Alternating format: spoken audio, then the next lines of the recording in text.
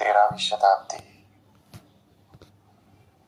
अजमेर में एक बहुत बड़े सूफी संत कवि हुए थे जिनका नाम था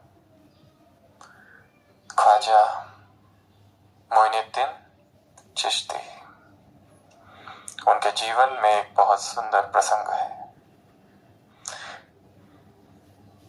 सूफियों में वो शायद ऐसे पहले संत थे जिन्होंने संगीत को आत्मसात किया, संगीत को एक मार्ग बताया परमात्मा मिलन का, और जो भी गाया वो संगीत के द्वारा गाया।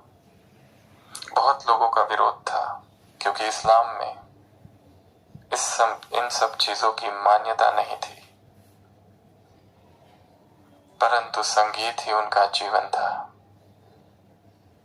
बाकी सभी मुसलमान लोग जो थे दिन में 5 बार नमाज पढ़ते थे, परंतु ये जो सूफी फकीर थे वो उस समय गीत गाते थे, तो लोगों का और ही ज्यादा विरोध था। एक बार ऐसा हुआ कि उनको पता चला कि एक ऐसे ही दूसरे सूफी संत जिलानी बगदाद से आ रहे हैं उनके पास उनसे मिलने, और सब लोगों ने भी उनको समझाया कम से कम उनके सामने तो तुम ये गाना बजाना नहीं करना, क्योंकि ये सब इस्लाम में अलाउड नहीं है।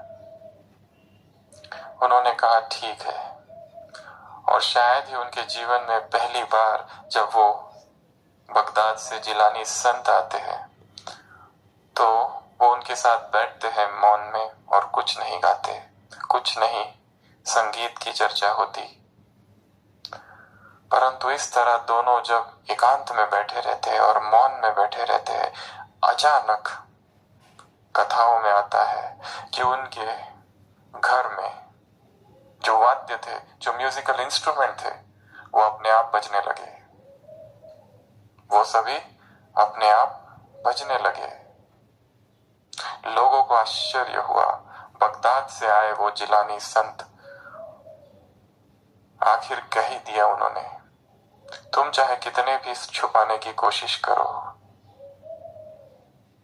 तुम नहीं छुपा पाओगे, क्योंकि संगीत तुम्हारा क्या बन चुका है, स्वभाव बन चुका है।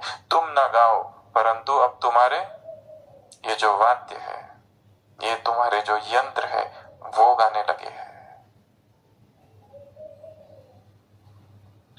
वैसे दिखाया गया है बगदाद से आया यह सूफी संत, ये भी इस तरह की मान्यता नहीं रखता था कि भक्ति में, इबादत में संगीत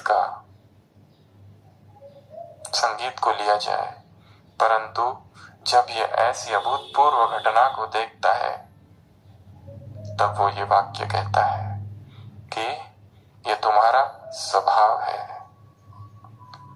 तो जो जिसका स्वभाव है, चाहे कितना ही उस स्वभाव से दूर भागे, जो जिसका स्वभाव है उस स्वभाव को कितना ही छिपाने का, दबाने का प्रयत्न किया जाए, फिर भी वो बार बार उभर कर आएगा। उसी तरह आत्मा का स्वभाव क्या है? आत्मा कैसी है? आत्मा का स्वभाव क्या है? शांति। आत्मा का स्वभाव है प्रेम, आत्मा का स्वभाव है आनंद, आत्मा का स्वभाव है शक्ति। इसलिए जब जब आत्मा स्वयं को कमजोर महसूस करती है, दुख की अनुभूति होती है, क्योंकि वो उसका स्वभाव नहीं है। जब जब वो अपने निज स्वभाव से दूर भागती है अशांति की ओर, एक अस्वस्थता, एक बेचैनी उत्पन्न होती है, क्योंकि आत्मा की चाह सुख की है, प्रेम की है, आनंद की है। यदि उसे वो बाहर नहीं मिला, अंदर नहीं मिला, तो वो बाहर भागती है। और इस संसार में जो सुख है, अनित्यम असुखम लोकम, उन सुखों के पीछे दौड़ के, उन सुखों के पीछे भागते भागते भागते भागते थक जाती है। परंतु देखा गया है मनुष्य की जो दौड़ है वो बाहरी है, और जो भी मनुष्य संसार में है वो उसी बाहर की दिशा में दौड़ रहे हैं। प्यास उनकी भी सुख की है, भूख उनकी भी आनंद की है, परंतु दिशा गलत है। ये तो ऐसे ही है जैसे कि कोई एक बहुत पियक्कड़ व्यक्ति है, इतनी दारू पी ली है, इतनी दारू पी ली है कि रात को घर आता है, अपने घर के सामने खड़ा है, ठक ठक करता है, माँ बूढ़ी बाहर आती है और वो अपनी बूढ़ी माँ से कहता है कि ये बुढ़िया मेरा घर कहाँ है। माँ कहती है यही तो तेरा घर है। वो कहता है ये मेरा घर नहीं है, मुझे मेरे घर तक जाना है। वो इतना पी चुका है कि उसे पता ही नहीं कि यही उसका घर है। वो स्त्री कहती है मैं तुम्हारी माँ हूं। वो कहता है तुम मेरी माँ नहीं, मुझे मेरी माँ के पास जाना है। मेरी माँ कहाँ है और मेरा घर कहाँ है। सारा गांव एकत्र होता है उसको समझाने के लिए कि यही तुम्हारा घर है और यही तुम्हारी माँ है। वो कहता है बिल्कुल नहीं, ये मेरी माँ भी नहीं और ये मेरा घर भी नहीं, कोई आ जाए मुझे अपनी माँ तक पहुंचाए। दिखाया है कहानी में एक दूसरा पियक्कड़ किसी बैलगाड़ी में बैठकर वहां आता है और कहता है तुम सही कर रहे हो, ये तुम्हारा घर नहीं है और ना ही ये तुम्हारी माँ है, मैं तुम्हें तुम्हारे घर तक पहुंचाऊंगा, आकर बैठ जाओ। जैसे ही वो उस बैलगाड़ी में बैठेगा और जितना दूर जाएगा, घर तक पहुंचेगा कि नहीं पहुंचेगा, क्योंकि वो घर में ही है। हर वो दौड़ जो उसे घर से दूर ले जा रही है घर तक नहीं पहुंचा सकती। और सारा संसार इसी दौड़ में है। कहां है ये दौड़? बाहर। सभी भाग रहे, सभी भाग रहे, सभी भाग रहे, पाना सभी को वही है, परंतु दिशा गलत है।